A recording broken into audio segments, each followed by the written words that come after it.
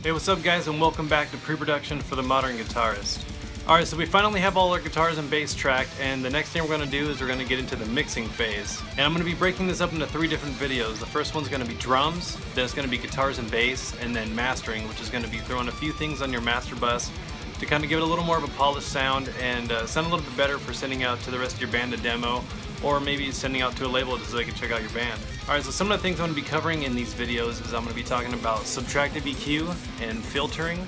I'm also going to be talking about LCR panning, which is left, center, right. We're also going to be covering some compression. And then finally, we're going to be talking about gain staging for headroom. And what this is basically taking a lot of your levels and bringing them down to a little more of a conservative level, so that way when you actually start mastering, you have headroom to start using some of those limiting plugins to kind of get the volume that you want. Alright, so let's get into it. Let's start mixing some drums. Alright, so I'm going to try and run through this as quickly as possible, and to save time, I also already mixed the song. I'm basically going to show you guys how I approached mixing this song and some of the things that I did, and to give you guys kind of an idea of mixing and practice on your own songs. So, alright, so first thing we're going to work on is the drums, and I have all the drums soloed, and I have all my plugins bypassed, and I'm going to kind of go through them and turn each one on and explain what I did. So, starting off, just so you guys know too, actually on my master bus I have my SSL comp already on, and I have JST clip on the drums and the drums and the toms. And this is the Joey Sturgis clip plugin, which is really cool. JST actually has a bunch of cool stuff. You should check them out. Alright, so right here on the drums, right here, I have a channel EQ. And what I did was basically filtering. Most of it I'm subtractive EQing, a little bit of a boost right here in like 3000-ish. And then when it comes to EQing, one of the things you're going to want to do is a lot of low and high pass filtering. And what's cool about this is that a lot of times there's a lot of low end and high end information that doesn't need to be there. And usually a lot of instruments have treble areas that kind of muddy up your mix a lot of times. So with the kick, with high pass filtering, you're basically cutting out the lows so the highs can pass through. And when you're taking out the high end, you're low passing, so that way you're letting some of the lower frequency stuff come through. So it's a little bit confusing, but you'll get the hang of it. And so pretty much one of the things I did with this kick is taking out some of the low end, scooping out some of the low to low mid information that kind of muddies up the kick. So here, I'll go ahead and just play it so you can hear it.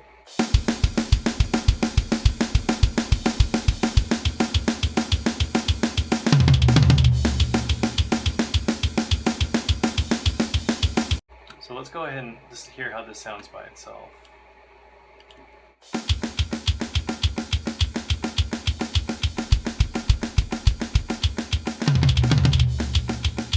So this is kind of getting rid of some of that, mess in the kick drum.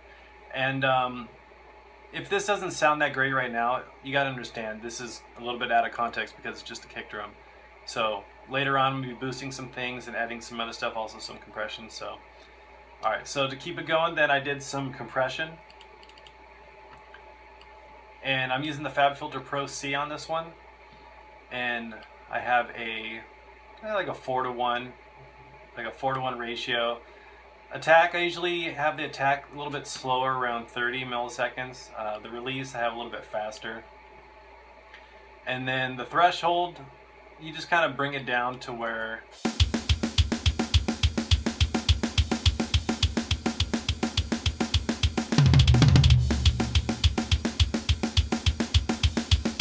you just bring it down to where it starts to clamp on the drum a little bit, but not suffocating it. If you start bringing the threshold down too far, you're just going to completely destroy the sound of the kick. So you have to be careful with that. So bring that around to what sounds good to you.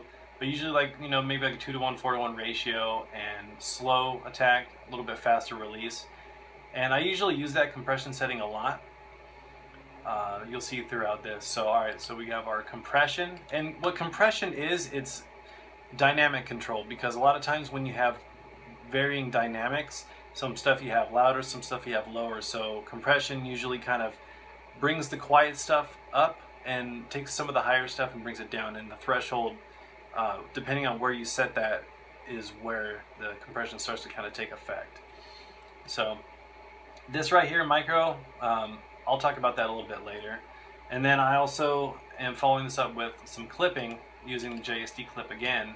So I learned this from Joey Sturgis, where he was talking about using clipping to kind of bring a little more out of your kick drum. And this plugin is pretty helpful. I usually like to use it with drums. So now let's see how it sounds with this on. And what this does is it's clipping and limiting. It's almost like compression, but a little bit faster. And so let's hear how it sounds with this.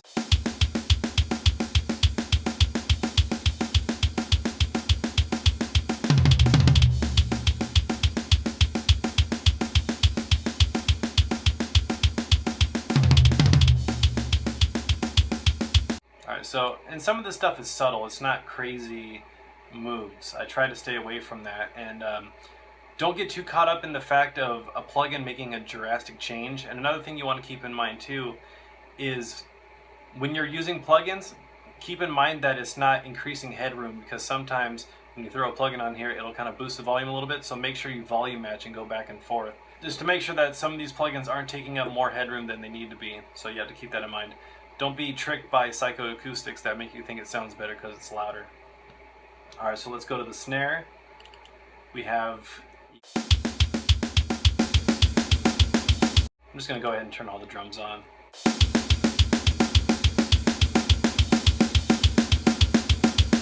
Alright, so what we got going on here, some more high passing, a little bit of a boost in 200 just to kind of give a little bit of a smack, and a little bit of removing of 475 and a little bit of removing of 870 hertz, and kind of took a little bit of the top end off.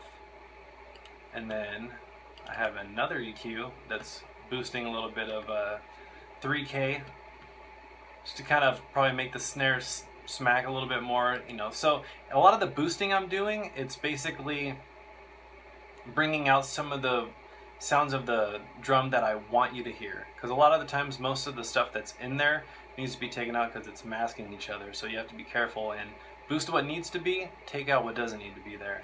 And then I have a compressor, which is the FabFilter Pro C, which is, I like this plugin, it's pretty cool. I mean, there's some other compressors that I use on here, but I like to use this too. A lot of the FabFilter stuff's pretty cool. And then again has the well, this one's got a little bit quicker of an attack. What's cool right here is it kind of shows you how it's clamping down on those transients. Alright, and then I have JST clip on here again to kind of flatten out the snare a little bit more.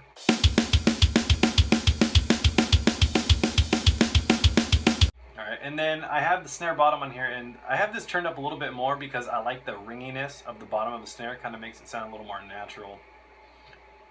So we got some EQ on this.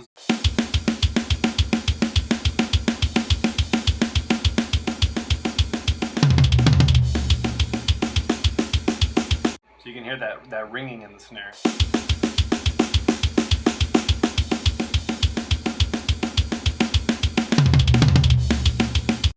It's nice to kind of have that in there just for the blending. And then I have a compressor on here as well.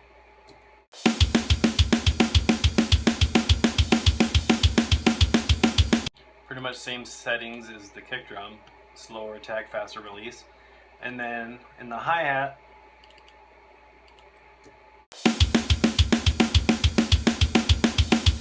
a lot of high-pass filtering in here, because you usually want to take it, the low pass, or the high pass, I mean, see what I'm saying? It's easy to confuse.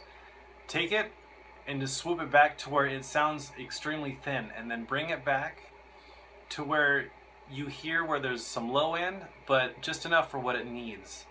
And you'll start to hear how there's like all this low end that doesn't need to be there, because this isn't a low end instrument. You want to save the low end for the instruments that are low end, like your kick, your bass. You want to make room for that, because when you're mixing, you're carving out space for all the other instruments. So you have to be careful of that. And a lot of times with cymbals and more high-end, high-range instruments, they don't need a lot of low end. So get rid of that, and then I have a compressor on here as well. Now for my toms, I did basically a lot of scooping.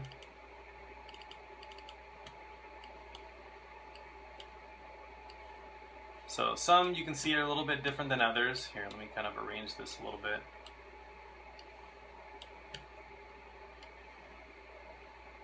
And then my fifth tom.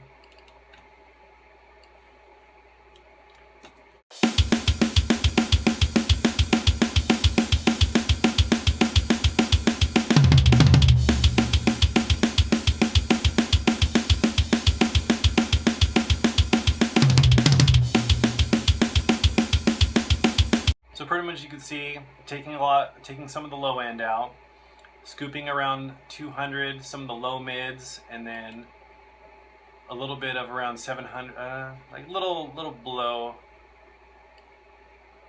800-ish hertz. So you can see it's pretty much that, scooping out some low mid stuff, pushing up around 7-8K. Just for that smack of the toms, and then scooping out a little bit of the high end, doing a little bit of low pass filtering, and then it's pretty much that. A lot of the compression for this, I think I probably did some of the same for the other ones, yeah. The reason I like doing the slower attack and the faster release is because it kind of lets some of the initial transients in there, and then so it's not clamping down too fast. If you have a faster attack, it's going to clamp on the transient, boom, as soon as it hits. So this kind of lets a little more of the natural transient in, and then the fast release chops it so it allows it to react to the next hit. So, carrying on. Alright, yeah, so for the right I have a lot of the low end taken out, a little bit of 500 scooped out, around 475 hertz. And then I have a pretty big boost here around 75K. And that's just to kind of give a little more of a shine for the ride to kind of pop out a little bit.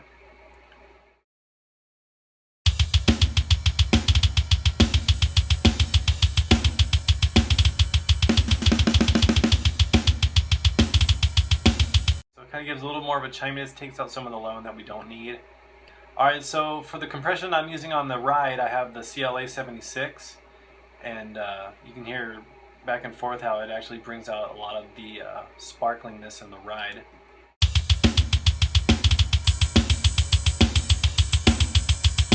And doing a little bit of EQ before compression is good, because if you haven't EQ'd yet, you're probably going to be bringing out a lot of the stuff you don't like in the drum. So always make sure to kind of, carve out some of the stuff you don't want before you start boosting. Or you can actually use a compression before EQ and hear maybe some of the things you don't like, and then you can take that out as well. So experiment with that. And then for the overheads, some more EQ. As you can see, a lot of high pass filtering. That's a pretty common thing, and that I do. And by doing that a lot, like I said, you're going to free up a lot of the low end room for the kick and the bass, which is going to be important later when I start talking about that. So right here, a little bit of a dip in 200, a little bit of a dip around a little shy of 500 hertz, and then a little bit of a high shelf starting around 5K. So let's hear how this sounds now. Let me find another spot. Yeah, let's try this.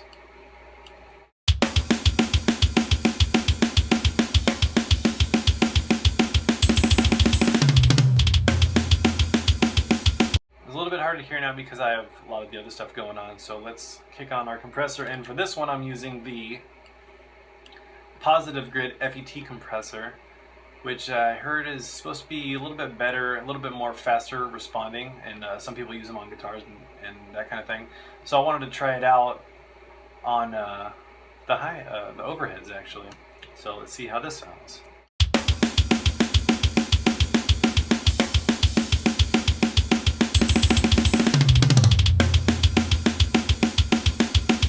So it kind of brings them out a little bit.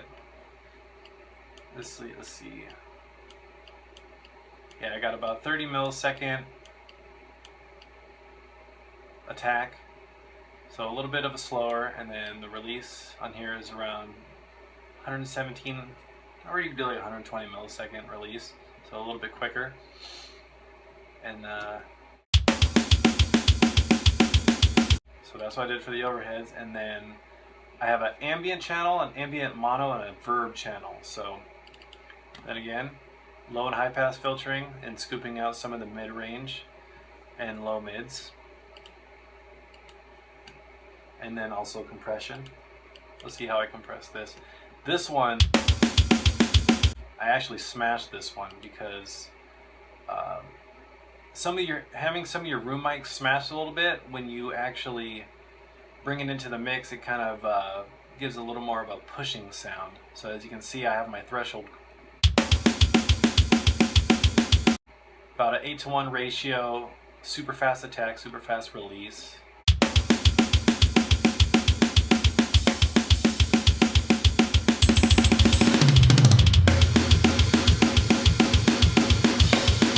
So when you hear it cranked a little bit, you can kind of hear how it sounds really smashed and constricted, and that's what you want.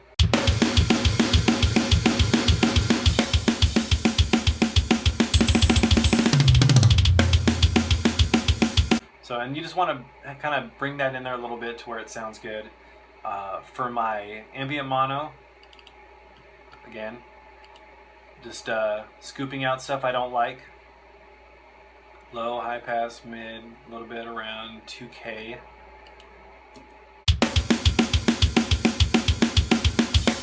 And then my verb channel, this one I'm actually really glad I started using this before. I don't know why I never did, but this really gives the drums a little bit of that kind of bigness. And you can do this too. You can get the same effect by bussing all your drums and then throwing a drum verb on here, but since Superior Drummer already has one, I just figured I'd use that one. So let's go ahead and check out the EQ. Tons of carving on this one, low, high passing, scooped out around 200, scooped out a little bit for like 425 hertz, 425. So let's hear how this sounds when you crank a little bit.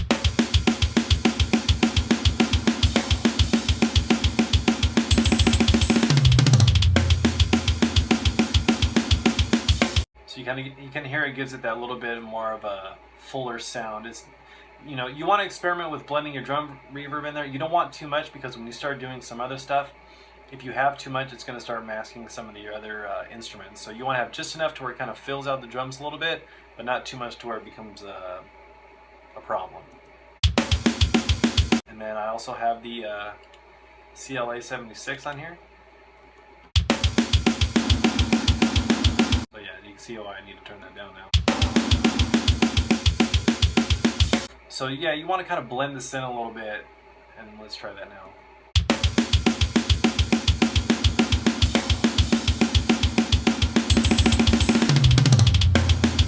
So yeah, just enough to where it kind of fills it out a little bit, but nothing too crazy.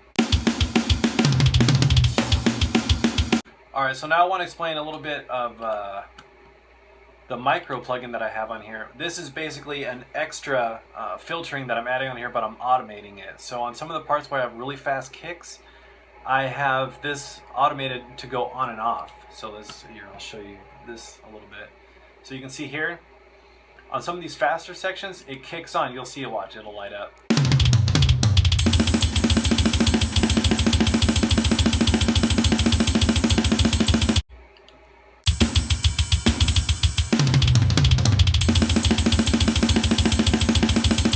So, and the reason I'm doing this, and I have this set up to where it's, let's see, yeah, it's scooping out like an extra 30 hertz.